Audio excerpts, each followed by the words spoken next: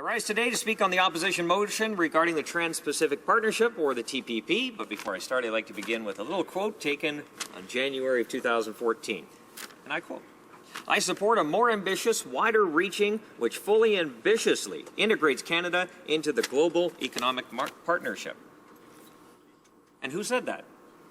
Well, the Minister of International Trade on her maiden speech in the House of Commons when she was a member of the third party. So that sounds a lot like the Trans-Pacific Partnership to me. It does. It's a multinational trade agreement, which we all know represents 35% or more of the global economy. And this agreement will open up markets across the Asia-Pacific region to Canadians, including markets in Australia, Brunei, Chile, Japan, Malaysia, Mexico, New Zealand, Peru, Singapore, the United States, and Vietnam. As a member of the Conservative Caucus, I strongly support the TPP and this motion. It has the potential to unlock massive and growing markets for Canadian exports across all industrial sectors. I, too, hope my colleagues will support this motion to ensure the ratification of the TPP and the protection of Canadian jobs. The TPP represents a market of almost 800 million new consumers with a combined GDP of $29 trillion. Represents 35% of the global GDP. But without ratification of this agreement, Madam Speaker, Canada stands to lose billions of dollars worth of trade opportunities. The importance of this agreement and the ratification cannot be overstated. In 2014, Canada's exports to TPP countries accounted for 81% of the total value of Canadian exports, worth about $759 billion. This agreement will set the rules for trade in the Asia-Pacific region for generations. The government has an opportunity to get in on the ground floor of this agreement and help shape it moving forward to ensure Canadian businesses and workers are on a level playing field with its competitors in the Asia-Pacific region. As a mid-sized economy, Canada and Canadians prosper when there are multilateral rules to protect its economic interests. Madam Speaker, in the most recent budget, the Liberals are planning to run multi-billion-dollar deficits, as we all know. But through the trade opportunities in the TPP, we can grow our economy without spending billions of taxpayers' dollars that we do not have. That is why we are calling on the Liberal government to make a decision on the TPP agreement by June 29th for the North American Leaders Summit in Ottawa. Endorsing the TPP will send a clear signal to Canadian businesses, allowing exporters to have the opportunity to prepare and take advantage of this market access with lower tariffs and further integration of global supply chains.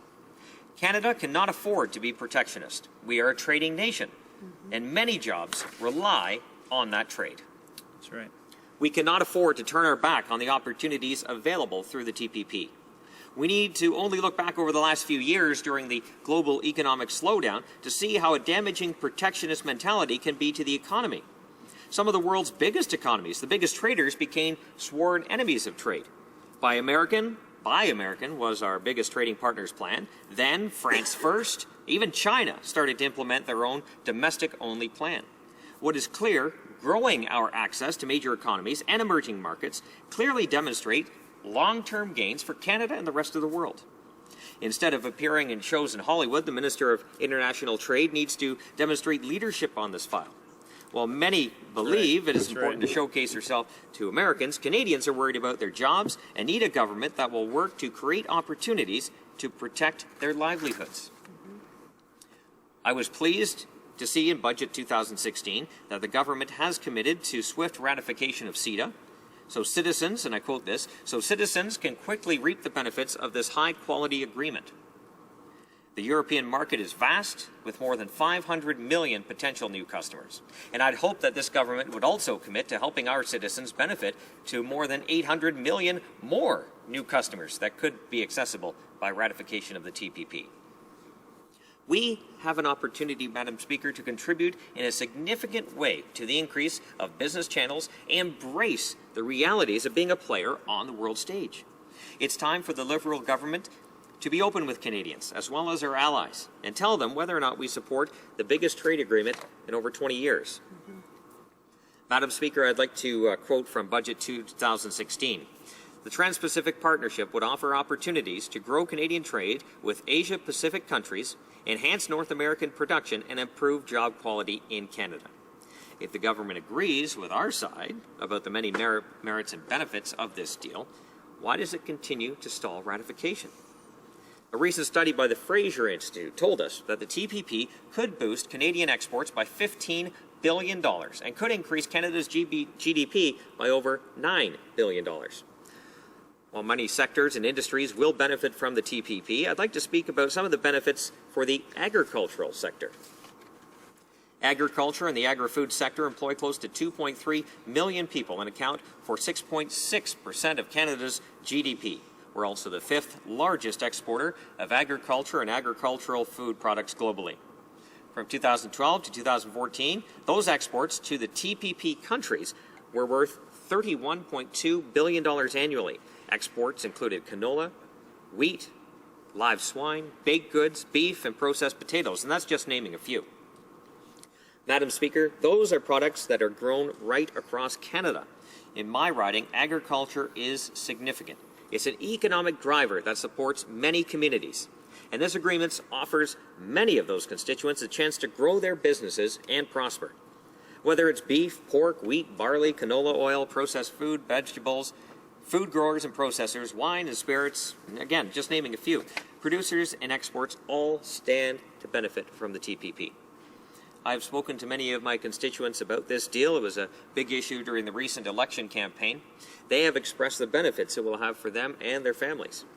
Agricultural and agri-food exporters across the country will see benefit, again, to having access to 800 million more potential customers. The TPP will also ensure that Canadian businesses and exporters have a competitive advantage over competitors from nations outside that TPP. All of the above statements have shown the many benefits for Canadians from coast to coast to coast if the government ratifies the TPP. In Ontario alone, from Global Affairs Canada, and I quote this, "The TPP will eliminate tariffs on almost all of Ontario's key exports and provide access to new opportunities in the Asia-Pacific.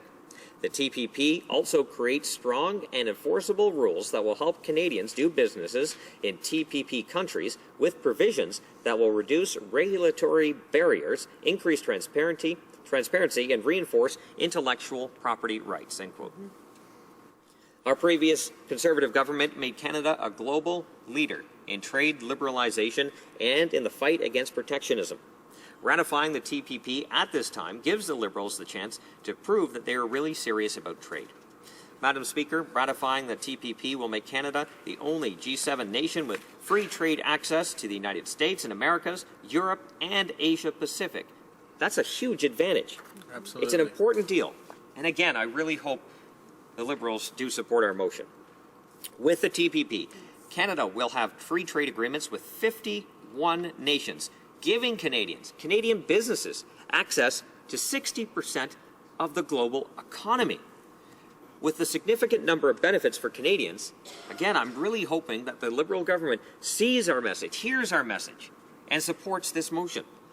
If not, I hope they're ready to explain to Canadians why a government that is allegedly all about supporting the middle class refuses to take actions to give Canadians a more competitive chance to compete on the world stage. Not signing this agreement means we will watch from the sidelines as some of our allies take a massive advantage over our products. Cost to the economy would be significant. Domestic layoffs could reveal that protectionist ideology is very short-sighted and extremely damaging. As I said earlier, with 1 in 5 jobs in Canada and 60% of our nation's GDP being directly linked to trade, Canadians cannot afford to be left out of this deal. Thank you, Madam Speaker. I look forward to the questions. One moment, please. Before we do the questions and comments, à l'ordre, conformément à l'article 38 du règlement, je dois faire connaître à la Chambre les questions qu'elle abordera à l'heure de l'adjournement ce soir. The Honourable Member for Carleton Trail, Eagle Creek, Air Transportation, and the Honourable Member for Saskatoon Grasswood, Natural Resources. Questions et commentaires, questions and comments. L'Honorable secrétaire parlementaire à la ministre des Affaires du Commerce international. Excuse. Merci, Madame la Présidente. I'd like to thank the honourable member from Halliburton, Kawartha Lakes, Brock, for his comments and his sincere and articulate defence of the TPP. I just want to ask: we're getting equally sincere and equally articulate critiques of the TPP from members at the far side of the House. And what I would ask him, what would he say to an honourable member who says there is a study out there that says we will actually lose 60,000 jobs or 20,000 jobs in the manufacturing industry in southwestern Ontario, not far from his home riding, Madam Speaker? How do we answer that? Honourable member for Halliburton, Kawartha Lakes, Brock. Thank you very much, Madam Speaker, and I thank my friend across the aisle for the question. Madam Speaker, as I said in my speech, the TPP gives us access to 800 million potential more customers. In my riding, agriculture, as I mentioned in my speech, is enormous. The spin-off jobs that result from the benefits of agriculture are huge. I've spoken with beef farmers, dairy farmers, anyone in the supply management. They're wholeheartedly for this trade agreement. And the reasons, as I stated in my speech, are very clear. We have sectors of this economy that benefit wholeheartedly on trade. And that is growing. I think to have protectionist ideology at a time when markets are growing, emerging markets are growing, we need to be part of this. I think what would be the alternative if we're on the outside of this agreement? Mm-hmm. Now we have our biggest trading partners, some of the world's largest economies and growing economies, that we're locked out of. And that would put us at a huge disadvantage. And I think that would be actually more disruptive to jobs in the economy in my riding and throughout Canada. Questions and comments, questions et commentaires. The honourable member for Durham. Thank you, Madam Speaker, and I'd like to thank my colleague and neighbour for his speech in defence of trade.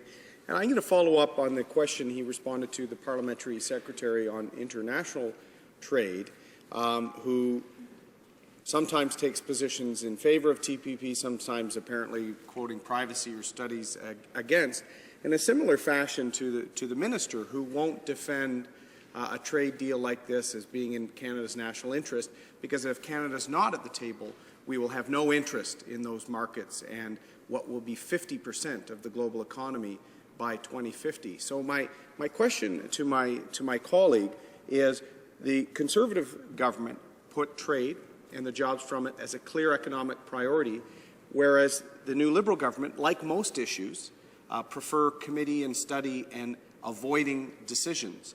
Does the member think being part of this 11-member deal is in Canada's economic long-term interest? Honourable member for Halliburton, Kawartha Lakes, Brock. Thank you very much, Madam Speaker, and I thank my friend from Durham for that question. Very, very great question, I should add. As mentioned in my speech, 800 potential million new customers. That's a combined GDP of $29 trillion. It represents 35% of the global GDP. And again, without ratification of this agreement, we could lose billions of dollars worth of trade opportunities. So the importance of this agreement cannot be overstated. I think if you look at how the world is growing, we have potential access to markets that are emerging. They have a growing middle class, and they want some of the best products in the world. And we have those products, especially when it comes to agriculture. So we should be taking advantage of that. Comments, questions et commentaires. We have time for a brief question from the member for Kingston's and the Island. Thank you very much, Madam Speaker. Let's just look at the facts, and the facts are this. In 2005, we had a trade surplus of $46.1 billion per year. By 2015, that was down to $10.9 billion per year.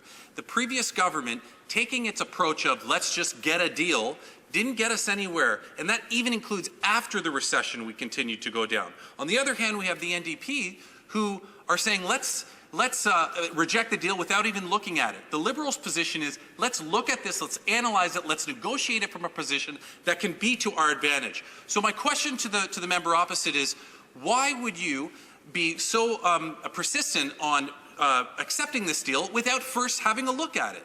First of all, I do want to remind the member that he should address it through the chair as opposed to saying you. So the honourable member for Kawartha, so Haliburton, Kawartha Lakes, Brock, very brief answer. Very brief? Yeah. Okay, thank you, Madam Speaker. Well, we did have consultations with the public. It was published in the Canada's Gazette when news was going on about the negotiations coming through. I should mention that, protectionist measures, as we saw during the global economic slowdown, I'll be quick, resulted, you had the Buy American, Buy France First. That resulted in massive job layoffs. But by increasing trade, you're increasing access to global marketplace. By the end of our term in government, we had the best job creation record in the G7, and that's despite